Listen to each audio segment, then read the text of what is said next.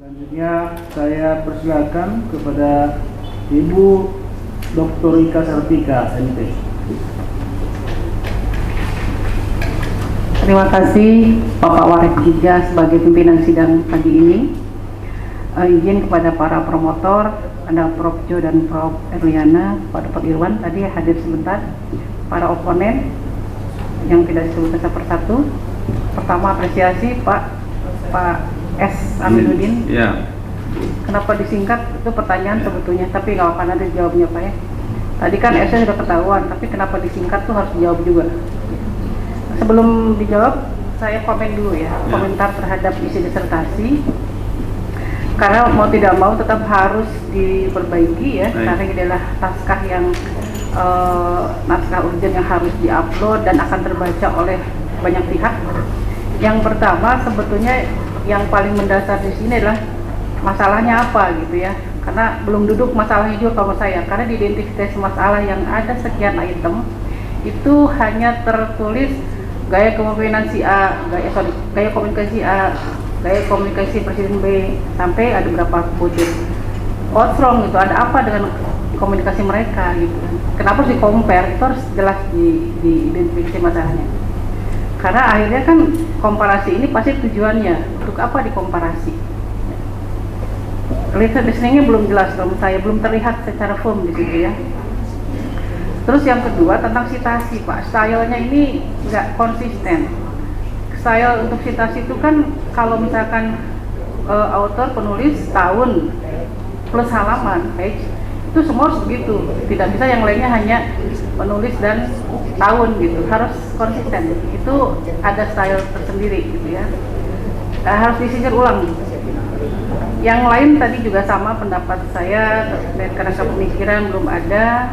Terus yang penting lagi adalah teori yang digunakan.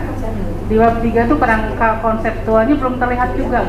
Apakah ini termasuk yang terpotong atau tidak? Sehingga saya pribadi tidak bisa melihat teori siapa yang di-challenge oleh Bapak, oleh Prof. gitu ya. Kenapa ditanyakan? Karena nanti harus terlihat apa kebaruannya gitu. Nah, dari situ saya akan mengajukan 3 pertanyaan yang terkait dengan komentar saya tadi. Yang pertama, ya, setelah tahu hasil komparasi itu untuk apa? Urgensinya apa? Yang kedua, teori yang di-challenge itu teori siapa dan apa hasilnya? Apakah ada tambahan? Apakah mendukung teori tersebut? Ya. Yang terakhir, kalau ditanya oleh sebagian pihak apa novelty-nya, apa kebaruan disertasi ini, itu harus terjawab juga. Silahkan dikomentari dulu. Izin pimpinan langsung dikomentari saja oleh Prof. Vendus.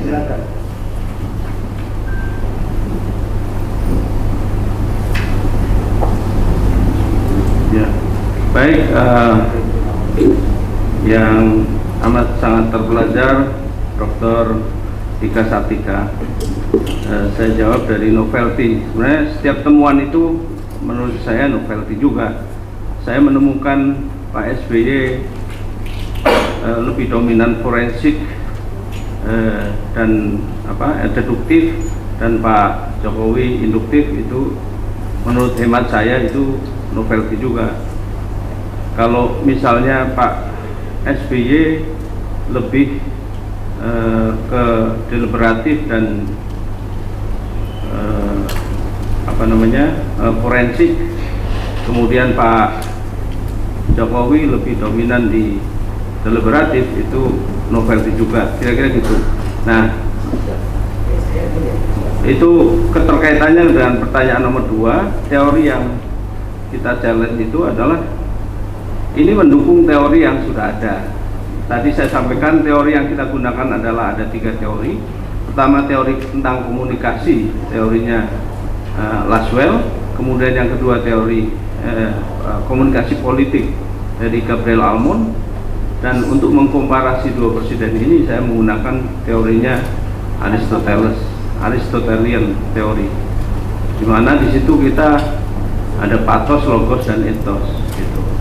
Itu lebih kepada makanya secara tematik gitu Bu Dokter, secara tematik kami karena bahasanya itu adalah bahasa konstitusi, maka secara tematik kami fokus pada misalnya janji presiden di pasal 9 ayat 6. Karena presiden itu kan disumpah di bawah Al-Quran, dia mengatakan saya berjanji, saya bersumpah akan memenuhi kewajiban saya sebagai Presiden Republik Indonesia dengan mematuhi seluruh Undang-Undang Dasar 45 dan undang-undang serta peraturan di bawahnya. Nah, itu yang kita analisis. Maka yang kita analisis tidak hanya tematik itu, tapi ada dari sisi sintaksis, frasa, kalimat, kata per kata, itu kita analisa juga gitu. Nah, saya kira kita menampilkan begitu banyak tabel di situ. Misalnya Pak SBY menggunakan dalam pidato kenegaraan misalnya berapa kali menggunakan mengemukakan kata tentang kebinekaan, tentang Pancasila, tentang pembangunan dan sebagainya. Begitupun juga Pak Jokowi. Itu kita bikin kolom cat di situ. Itu ada kuantitasinya, ada jumlahnya berapa kali mereka menyampaikan kata itu. Dan pidato yang kita analisa dari Pak SBY di 5 tahun jabatan kedua itu ada 373 pidato, dan Pak Jokowi ada 498 pidato itu di jabatan Pak Jokowi yang pertama. Itu Prof, kita akan terus berupaya, ini bagian dari proses dan yang kita harus lalui dan kita akan lalui. Kita juga akan terus perbaiki apa yang disarankan oleh para komponen ahli dan para pemimpin. Itu Prof. Sedikit tambahan Pak Pimpinan, ada nggak rekomendasi gaya komunikasi semacam apa yang bisa mewujudkan stabilitas pemerintahan lebih efektif? Ada nggak rekomendasi? Apakah Jokowi SBY atau digabung atau apa? Gitu. Ada tidak? Ya, komunikasi yang baik itu adalah komunikasi yang bisa menghasilkan keputusan-keputusan yang membahagiakan rakyat. Itu pertama kali kita belajar ilmu pemerintahan, Bestur Kunde. Jadi intinya pemerintah, presiden, pemimpin itu bagaimana mereka harus membahagiakan. Nah, komunikasi juga begitu. Kalau komunikasinya mengatakan ini A, ternyata besoknya B, itu tidak membahagiakan. Ketika bilang batu bara nggak boleh diekspor, itu membahagiakan ketika bagi para pengusaha batu bara tentunya. Tapi kemudian kan disublimasi oleh menterinya sendiri bahwa sebulan kemudian boleh ekspor gitu. Pun demikian tentang minyak goreng gitu. Minyak goreng lebih luar biasa lagi kasusnya. Saya kira itu bagian-bagian dari case-case yang kita harus cermati sebagai orang pemerintahan. Itu Dr. Sartika. Baik, saya kembalikan kepada pimpinan. Terima kasih. Baik, terima kasih Ibu Dr. Rika. Selanjutnya kami undang Bapak Dr. Megandaru Kaulian, Presiden NSI. Silakan. Terima kasih pimpinan. Assalamualaikum warahmatullahi wabarakatuh. Yang terhormat Bapak Rektor IPDN yang hari ini diwakili oleh Bapak Warektika, Bapak Dr. Ismail Nurdin. Yang terhormat Bapak Direktur Purabasa Sadana, Bapak Ketua Program S3, Bapak Ibu Promotor dan Co-Promotor, dan Bapak Ibu Oponen Ahli dan hadirin yang berbahagia. Pertama-tama saya kasih aplaus pada Bapak ya, Pak S. Aminuddin yang pada saat ini bisa berdiri dengan gagah gitu ujian hari ini. Ya, sebetulnya ini akan lebih menarik lagi dan bikin geger gitu ya kalau judulnya itu komparasi gaya komunikasi Gubernur Anies dan Ganjar Pranowo. Itu lebih bagus Pak. Itu akan lebih dahsyat. Itu kita kasih kesempatan ke mahasiswa berikutnya dong. Oh iya Pak. Ada beberapa pertanyaan Pak, tadi pertanyaannya berat-berat Pak ya, saya pertanyaannya ringan-ringan saja. Bapak ini bukan orang Demokrat kan? Bukan. Bapak meneliti sebagai seorang mahasiswa S3 Pak ya? Siap. Ya, jadi tidak ada hubungan dengan Partai Demokrat kan? Tidak ada. Oke, good. Kemudian yang kedua, kata pengantar Pak. Saya sudah 20 tahun jadi dosen, uji S1, S2, S3. Saya mohon izin bertanya Pak, orang tua dan keluarga masih ada Pak? Bapak udah almarhum 19 tahun yang lalu. Oh ya, tapi Ibu hadir. Istri anak ada kan? Ada. Ya, baru hari ini ada kata pengantar yang tidak menyebutkan istri, anak, dan orang tua Pak. Itu saya nggak tahu Pak itu. Baru kali ini Pak saya menemukan itu Pak. Yang ketiga, saya sepakat dengan penguji-penguji lainnya ya. Tolong segala macam kesalahan-kesalahan ketik dan sebagainya termasuk kutipan itu harus diperbaiki Pak. Yang keempat begini Pak, sebetulnya kalau Bapak itu membaca buku yang saya anjurkan kemarin, yaitu bukunya Ben Blatt ya, Jokowi Man of Contradiction, itu Bapak akan banyak sekali menjawab pertanyaan-pertanyaan misalnya dari Ibu Ika, dari penguji-penguji yang lain tentang apa yang bisa Bapak challenge dari teori dan sebagainya gitu. Tapi sayangnya Bapak saya lihat juga tidak membaca dan tidak memasukkan Ben Blatt gitu. Padahal sudah saya kasih bukunya, ya kan? Kemarin sudah saya kasih bukunya lewat email kan gitu kan? Ya. Tapi masalahnya tidak ada. Sebenarnya buku itu bagus sekali karena itu ada riset terakhir tentang Pak Jokowi gitu, ya. Jokowi Man of Contradiction gitu. Ya, sebenarnya kalau Bapak masukkan itu menarik itu Pak. Dan itu Bapak bisa menjawab semua pertanyaan-pertanyaan tadi gitu. Tapi challenge saya pada Bapak tidak dilaksanakan. Jadi tolong Pak ya, Anda baca bukunya Ben Blatt yang sudah saya kasih anunya tadi, bukunya kok ya, dalam bentuk e-book. Kalau Bapak suka dengan e-book ya di-print aja Pak ya. Biasanya kalau kaskuan itu memang agak sulit Pak baca e-book Pak ya. Ya di-print saja ya.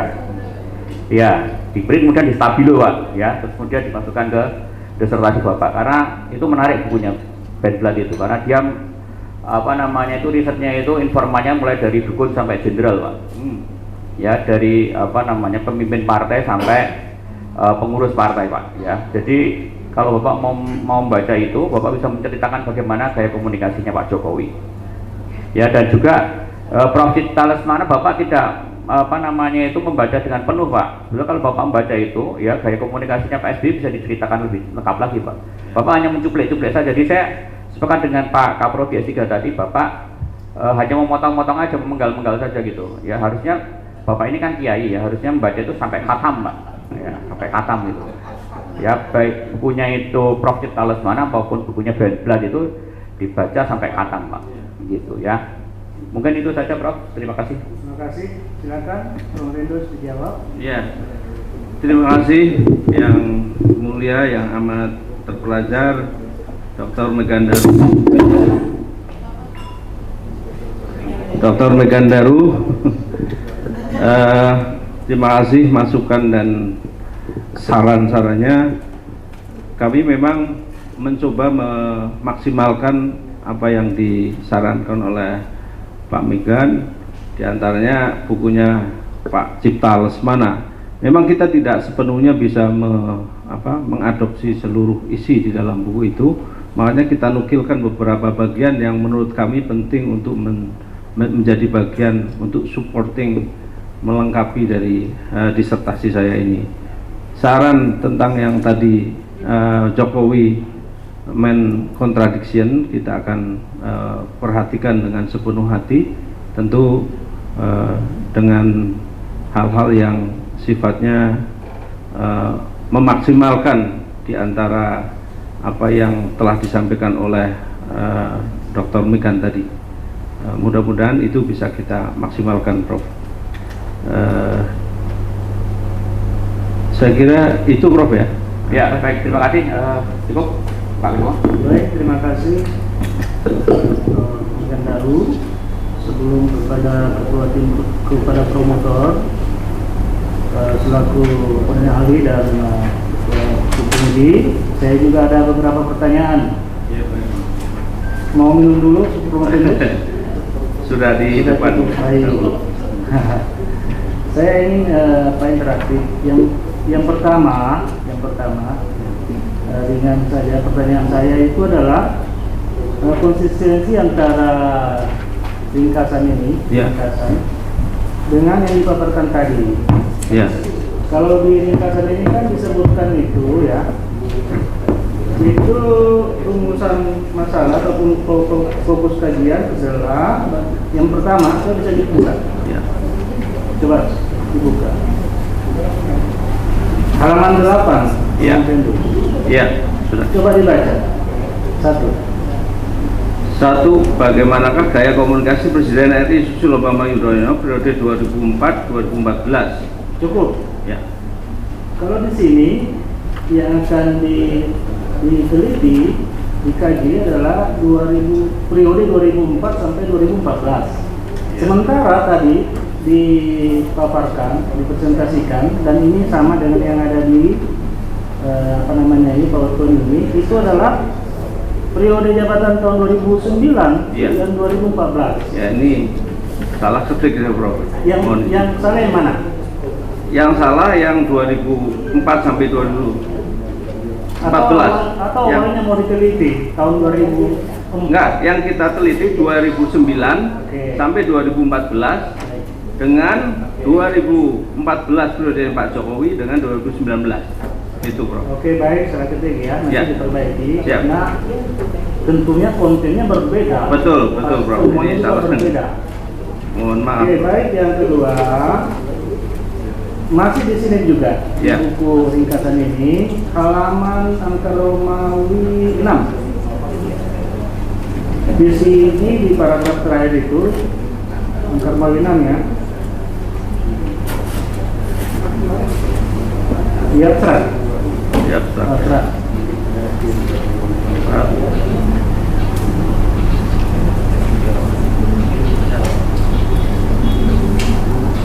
Angka Romawi 6 abstrak.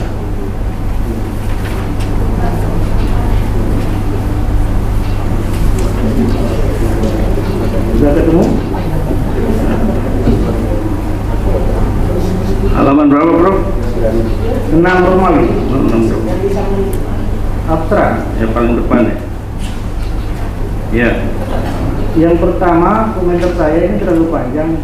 Ya. Ya, jumlah katanya tadi sudah dikoreksi oleh ketua. Ya, Romanjur, betul. Nah, lalu selanjutnya saya ingin minta klarifikasi dari Promopen terhadap paragraf yang terakhir. Mohon dibacakan. Ketiga, komunikasi politik Presiden ke depan hendaknya tidak lagi mempersoalkan landasan filosofis negeri, melainkan menyusun aspek legislasi yang kuat dan terintegrasi dalam mencapai tujuan negara secara objektif dengan mempertimbangkan aspirasi yang berkembang, baik melalui lembaga formal maupun lembaga alternatif. Saya minta klarifikasi dari Promopen terkait dengan kalimat komunikasi politik Presiden ke depan hendaknya tidak lagi mempersoalkan landasan filosofis negeri. Apa penjelasannya? Apakah ada mau dikoreksi atau tetap seperti ini? Ya, ini lebih kepada aktualisasi pengembangan dari disertasi saya, Bro, bahwa aspek-aspek komunikasi itu kan sangat luas. Jadi apapun suara rakyat, suara umat, suara yang didengar oleh para pemimpin bangsa kita hendaknya menjadi acuan untuk timbal balik komunikasi atau menghasilkan hal-hal yang sifatnya tadi membahagiakan tadi. Jadi kalau misalnya tidak formal banget lah gitu. Kalau hal yang sifatnya formal itu kan biasanya orang lebih kepada aturan, kaku dan sebagainya. Nah, non formal ini saya kira bisa memberikan satu pengayaan terhadap negara ataupun pimpinan-pimpinan negara itu sendiri. Itu, Bro. Baik. Promopenus. Siap. Tim komunikasi Presiden Ya, tidak bisa dipisahkan dari komunikasi Presiden. ya, Saya jawab ringkas terhadap dua presiden tersebut. ya. Yang mana atau tim komunikasi Presiden yang mana yang paling efektif untuk membangun komunikasi pemerintahan atau komunikasi politik sehingga menciptakan stabilitas pemerintahan? Ya. Tadi ada tabel 7 halaman 129 itu Prof. Kita sudah menganalisa perbandingan unit sintaksis dan unit referensial patos dari sambutan Presiden Republik Indonesia ini terhadap komunikasi terhadap aktor-aktor. Misalnya Presiden eksekutif dengan legislatif, eksekutif dengan yudikatif, kemudian internal eksekutif. Nah, Pak SBY itu sangat efektif dia berkomunikasi internal eksekutif. Itu bukan ini. Kemudian Pak Jokowi eksekutif dengan legislatif, dia kuat sekali. Tadi misalnya kita sampaikan hanya menyisakan 2 partai yang nyaris tidak menjadi anggota koalisi, yaitu PKS dan Demokrat gitu. Semuanya diborong menjadi anggota koalisinya. Saya nggak tahu tujuannya apa, apakah dia kepingin ada kadernya Pak Jokowi dan timnya gitu untuk meneruskan kepemimpinannya atau apa, kita tidak tahu, wallahu alam. Tetapi di antara itu sudah kita analisa gitu. Nah, sedangkan eksekutif yudikatif relatif 2 presiden ini cukup seimbang gitu, Bro. Baik, terima kasih ya. Karena Prof. Pedus akan menjadi doktor ilmu pemerintahan. Baik. Apa kontribusi secara teori dari disertasi ini terhadap pengembangan ataupun teori ilmu pemerintahan? Ya, baik. Kita di kuliah-kuliah matrikulasi maupun di kuliah-kuliah doktoral S3 itu diajari komunikasi pemerintahan, dan dosen-dosennya ada Prof. Eliana, Prof. Jo, ada Dr. Muhadam. Itu komunikasi pemerintahan. Makanya saya kira disertasi ini cukup terkait dengan apa yang para guru besar dan para dosen selama saya ikut matrikulasi dan kuliah di doktor ilmu pemerintahan ini, Bro. Mudah-mudahan ini merupakan bagian dari kontribusi saya sebagai peneliti baru, walaupun hanya sebutir pasir, kira-kira itu, Bro. Sebutir. Ya, sebutir pasir di pantai atau di guru? Sebutir pasir di bangunan ini, Bro. Jadi kalau nggak ada satu butir pasir mungkin rontok, bisa rontok juga itu. Kira-kira gitu, Prof. Mohon. Baik, terima kasih ya, karena kajiannya komunikasi pemerintahan, jadi selalu saja ada jawaban dan saya pikir bagus ya jawabannya. Terima kasih, Prof. Selanjutnya kami persilakan kepada tim promotor, kami mulai mengundang Profesor Dr. Erliana Hasan, MSc. Kami persilakan catatannya.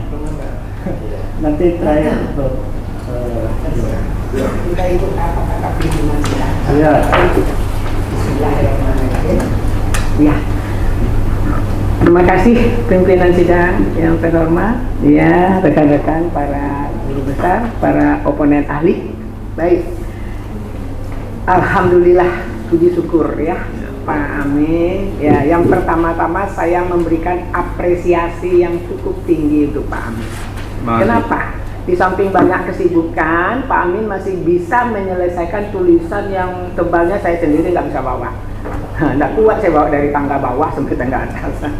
Saking tebalnya, berarti banyak ilmunya, gitu ya. Ya, itu saya beri apresiasi. Ya, plus untuk Pak Amin. Yang berikutnya, apapun yang kita selesaikan pada ranah akademis ini, itu harus bisa kita pertanggungjawabkan. Ya, sama juga jangankan yang di bidang ilmiah, apapun yang kita ucapkan wajib kita pertanggungjawabkan, kan begitu. Nah, dari awal tadi saya mendengar semua para oponen menyampaikan beberapa argumen, bahkan ada yang melemparkan pertanyaan. Saya mendengar jawaban dari Pak Amin itu cukup faktual dan kekinian. Saya dengar jawabannya faktual dan kekinian kondisi sekarang. Baik. Sementara penelitian ini dilakukan periode pertama ya, SBY periode kedua, Kedua. Dan Pak Jokowi. Jokowi periode pertama. SBY periode kedua, Dua. Jokowi Periode kedua. mana 2019? Pak SBY periode kedua, Pak Jokowi periode pertama. Nah itu, nah di situ ada miscommunication. Ya. Nah ketika ada miscommunication, maka kedepannya itu akan terjadi misperception. Ya. Persepsinya keliru karena yang satu kita bandingkan yang dua kan gitu.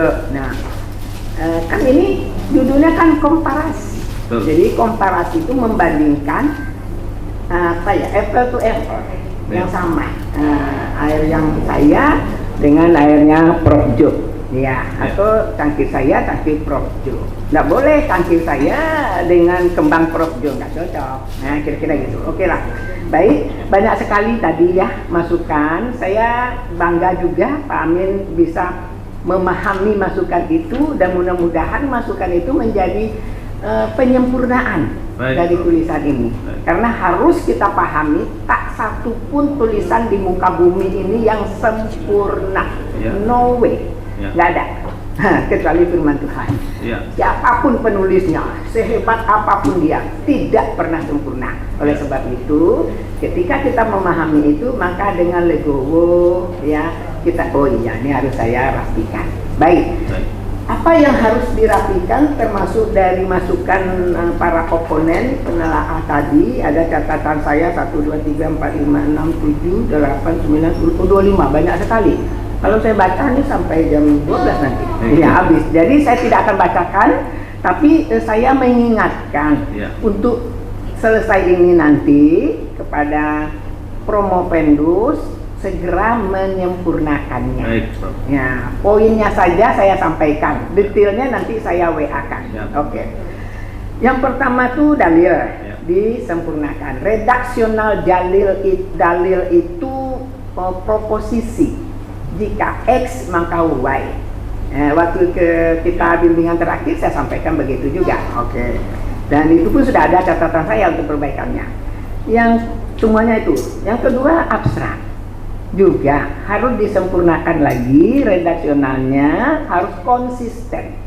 Nah, yang ketiga itu di latar belakang masalah. Ya. Itu juga harus benar-benar permasalahan tidak keluar dari konteks konsep dan variabel ini. Nah ini kan masih kemarin sudah saya sarankan hapus itu, delete yang ada Bung Karno, ya Soeharto, karena yang diteliti kan cuma SBY sama Jokowi. Nah tapi mungkin karena kesibukan belum terdelete.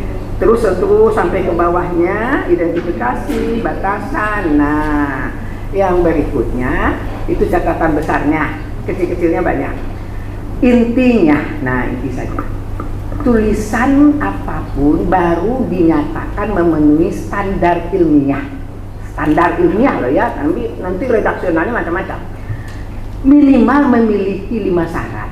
Kalau saya mengajar metodologi, saya sampaikan selalu seperti itu. Pertama harus konsisten. Nah, konsisten antara judul, latar belakang, ya, landasan teori, metode, termasuk pembahasan dan kesimpulan. Nah, itu yang masih agak kesana kesini. Oke.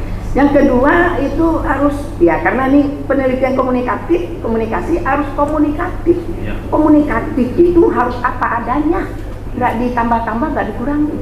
Nah, yang ketiga itu tadi bersifat denotatif, sudah disampaikan tadi. Nah, itu bernalar. Nalarnya ini yang agak sedikit harus kita pertajam, dibangkitkan ke dalam lagi. Nah, kemudian landasan teori yang ajek, yang kuat. Nah, landasan teori mohon maaf, nggak ada komunikasi presiden. Ya, yang ada komunikasi politik, komunikasi instruksional, komunikasi massa. Nah, atau komunikasi retorik itu sudah abad lama banget ya, abad kelima itu, waktu zamannya Aristoteles, Socrates itulah. Itu harus ada. Nah, yang terakhir di sini tulisan ini harus benar-benar relevan dengan ilmu yang diacu dan ilmu yang sedang kita gali. Nah, ke situ itu ditanyakan oleh pimpinan sidang yang terakhir. Apa sumbangan untuk komunikasi di bidang pemerintahan? Semuanya sudah saya paparkan di sini, nanti saya WA-kan untuk disempurnakan. Karena sudah banyak kita bimbingan ya. Mas saya tuh memberi nilai plus untuk Pak Amin karena semangat Pak Amin itu kuat.